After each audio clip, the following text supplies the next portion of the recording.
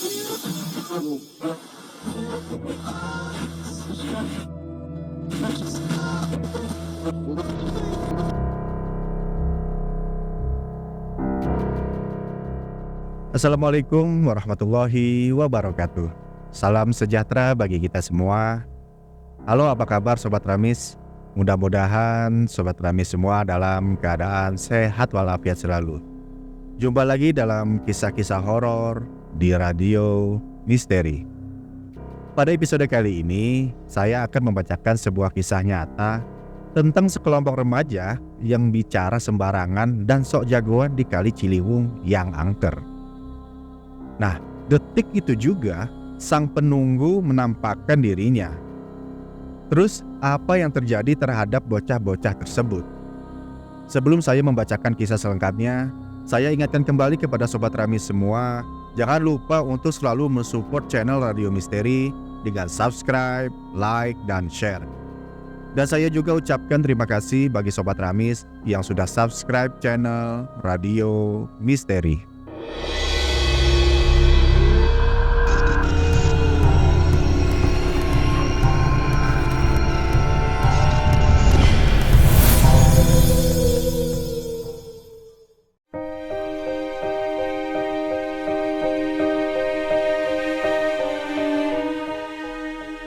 Sobat Ramis, beberapa tahun lalu, tepatnya masih di zaman Orde Baru, di Kabupaten Cibinong, kondisi alamnya masih asri.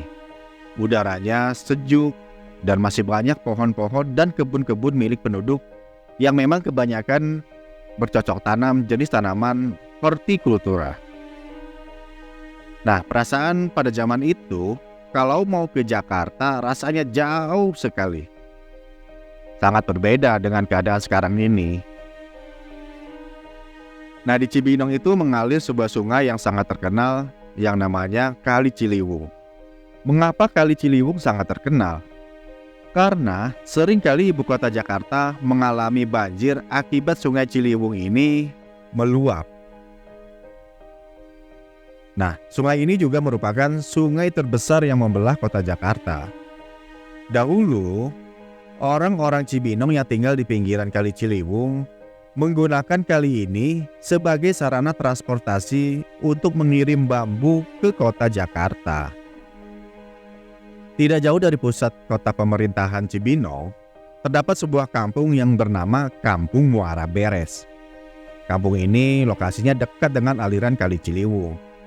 Biasanya, orang-orang yang ingin melihat atau turun ke Kali Ciliwung akan melewati kampung ini.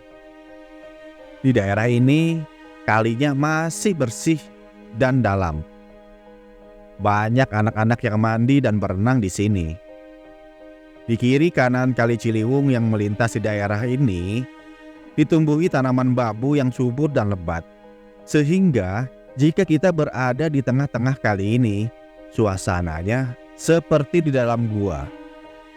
Karena pucuk tanaman bambu yang tumbuh di kiri kanannya hampir menyatu.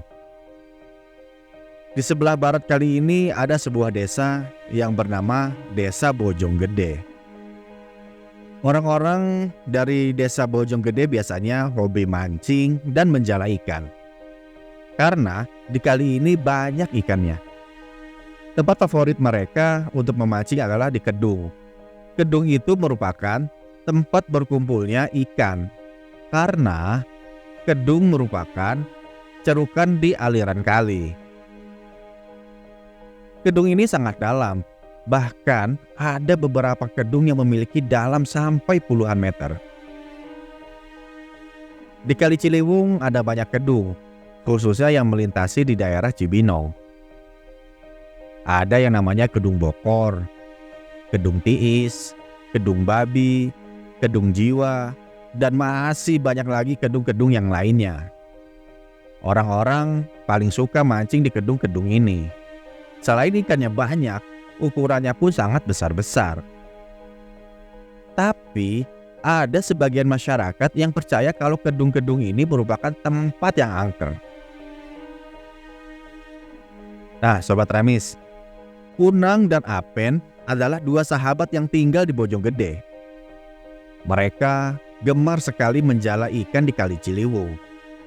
Saat menjala ikan, ada juga teman mereka yang suka ikut. Nah, saat menjala ikan, mereka menyusuri kali mulai dari hilir ke hulu atau melawan arus Kali Ciliwung yang tidak terlalu deras. Dan mereka lebih suka menjala ikan pada malam hari.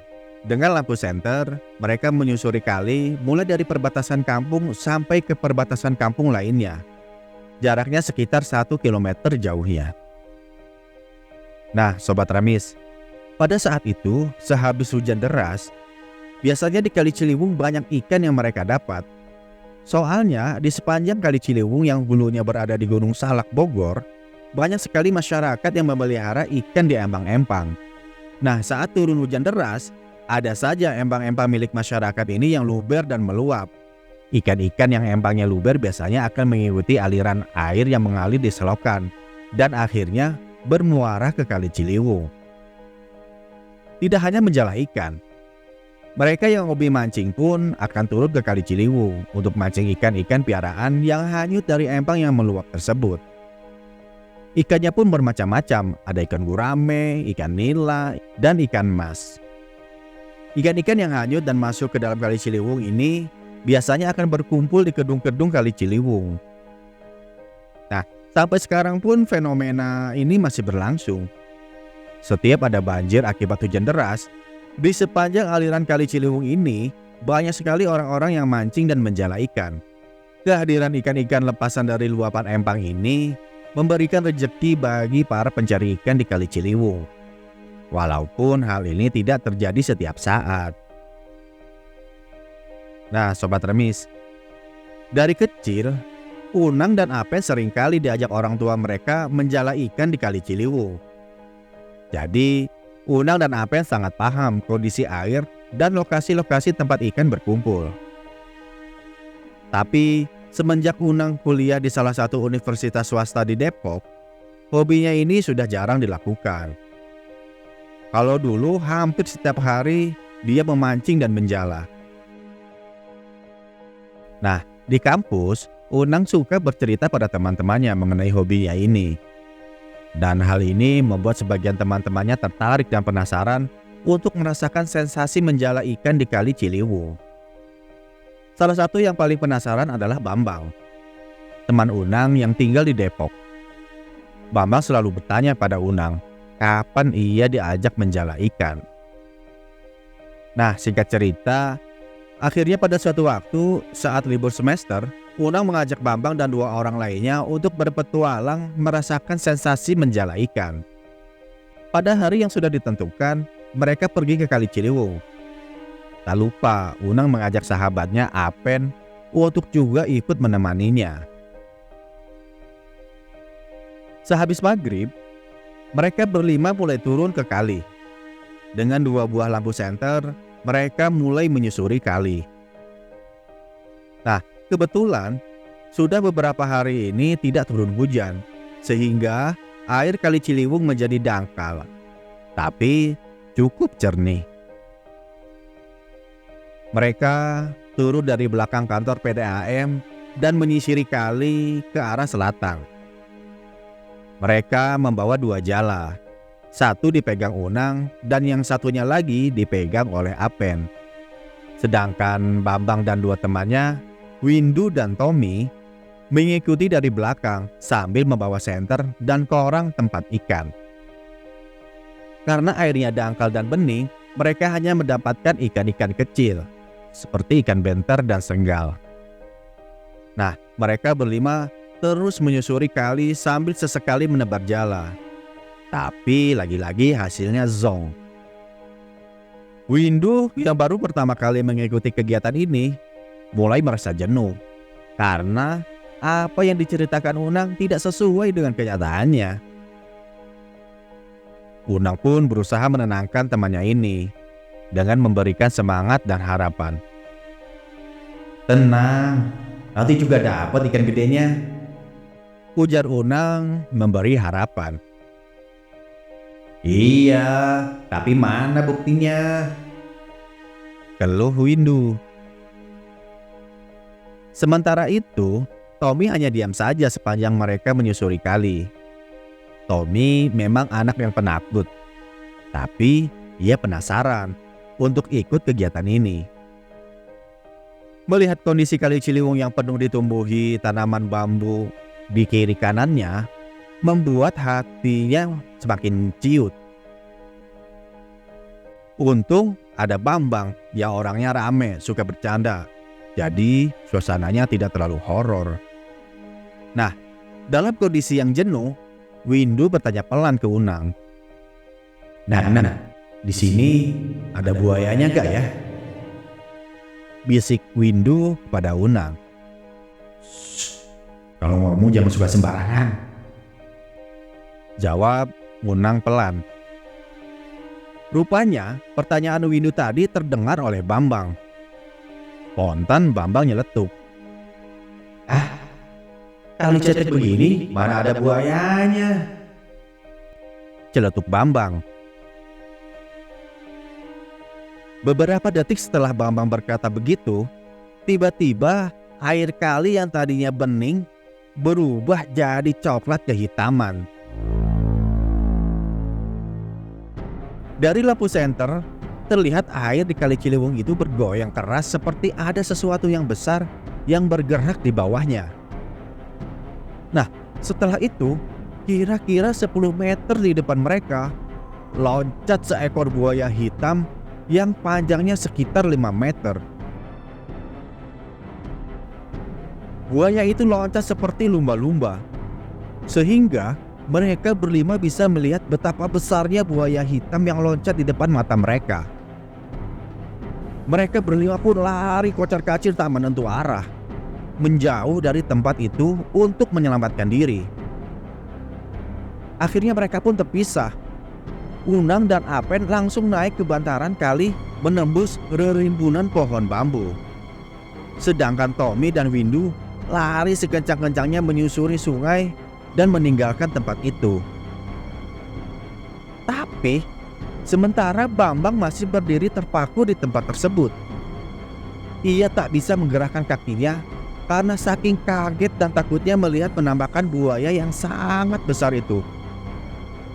Senter dari tangannya pun terlepas. Dari atas tebing kali, Unang dan Apen berteriak-teriak sambil mengejar Tommy dan Windu yang semakin menjauh. Unang takut kalau Windu dan Tommy kesasar. Mendengar suara teriakan Unang, Windu menghentikan langkahnya, dan ia pun berteriak memanggil Tommy yang berlari di depannya. Tom, sini, lewat sini Tom, teriak Windu. Tommy pun berhenti dan segera menghampiri Windu. Mereka berdua menepi dan menghampiri Unang dan Apen yang ada di atas tebingan kali. Dengan susah payah, Windu dan Tommy naik ke atas tebing kali melalui sela-sela pohon bambu. Nah, Unang dan Apen menarik tangan Windu dan Tommy untuk naik. Unang menanyakan pada Windu, di mana keberadaan Bambang. Lah, Bambang mana? Tanya Unang. Lah, gak tahu. Gue gak mikirin yang lain, jawab Windu dengan nafas ngos-ngosan. Waduh, ujar Apen sangat was-was.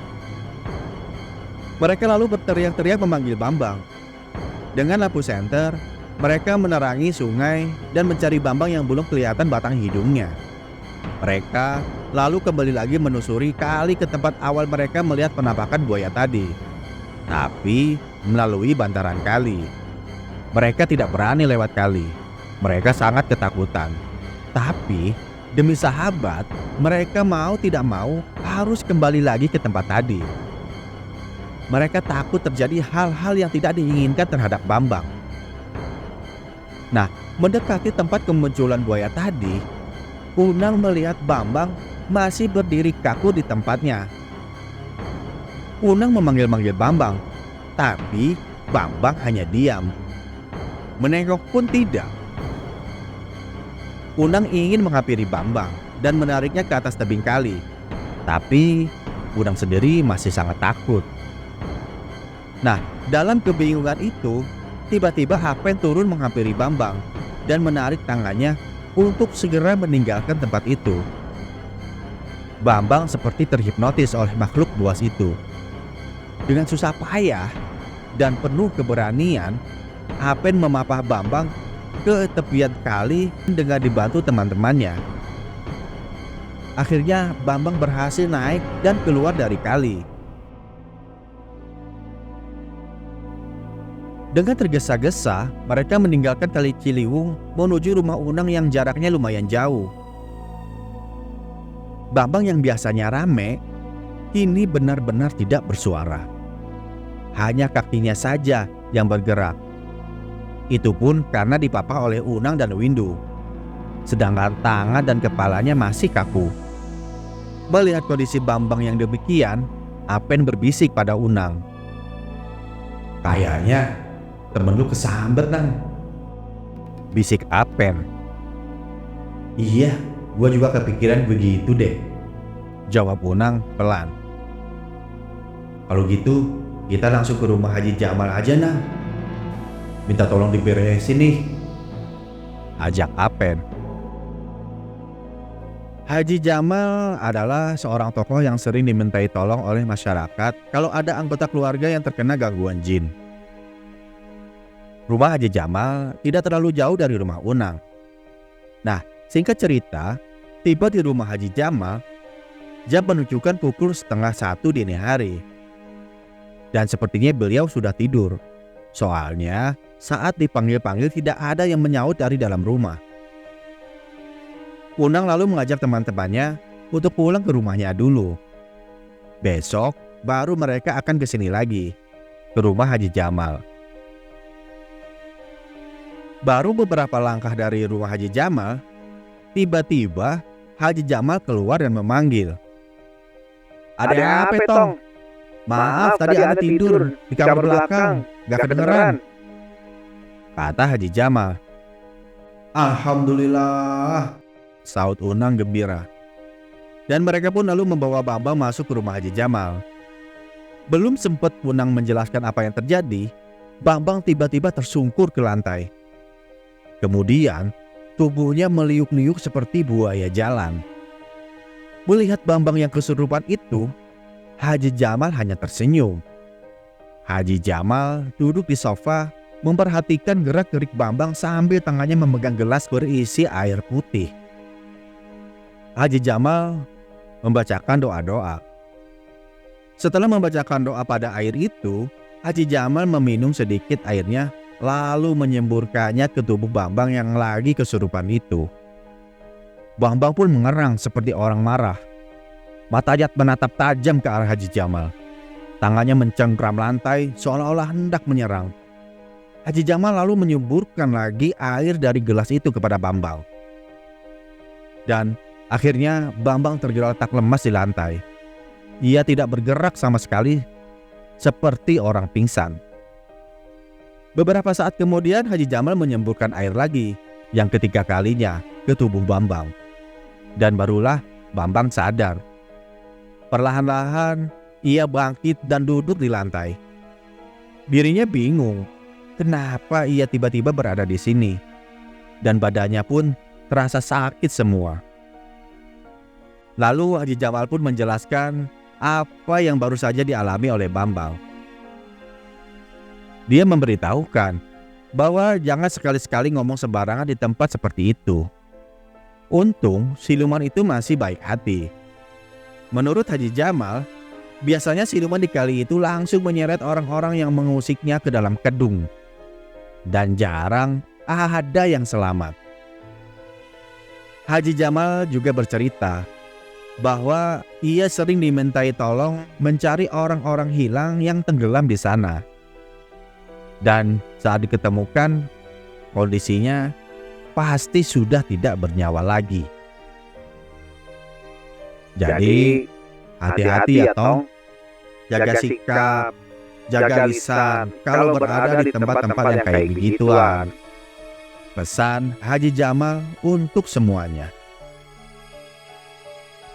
Nah, Sobat Ramis, demikianlah kisah tentang sekelompok remaja yang melihat penampakan siluman buaya di Kali Ciliwung saat sedang menjala ikan. Nah, sebelum berpisah, tak bosannya saya mengingatkan bagi Sobat Rami semua yang memiliki kisah-kisah horor atau kisah misteri yang ingin berbagi dengan kami dapat mengirimkan ceritanya di kolom komentar atau email yang tertera di deskripsi. Sampai jumpa lagi pada kisah-kisah horor selanjutnya. Wassalamualaikum warahmatullahi wabarakatuh.